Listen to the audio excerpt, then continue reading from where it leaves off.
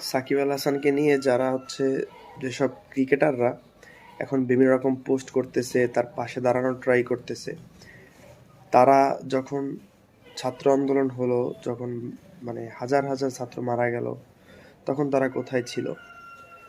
যখন সাকিব আল হাসান শেয়ার কেলেঙ্কারিতে ব্যস্ত ছিল, তখন তারা কোথায় ছিল?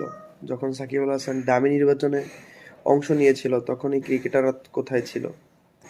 সাকিব কোনো রকম খারাপ কাজের সাথে জড়িত হইতে পারে না। তাহলে এই যে ডামি নির্বাচনে প্রার্থী হওয়া, শেয়ার কেলেঙ্কারি করা, সাকিবের প্রতিষ্ঠানে হাজার হাজার কর্মীকে টাকা না দেওয়া, বেতন না দেওয়া ঠিকভাবে, তখন তারা কোথায় ছিল? এখন সাকিবের পাশে সবাই দাঁড়াচ্ছে, তখন তারা কোথায় ছিল? ছাত্র আন্দোলনে যখন মানুষগুলোকে গুলি করে করে হত্যা করা হয়েছিল, তখন এই ক্রিকেটাররা কোথায় ছিল? এটাই হলো জাতির কাছে প্রশ্ন।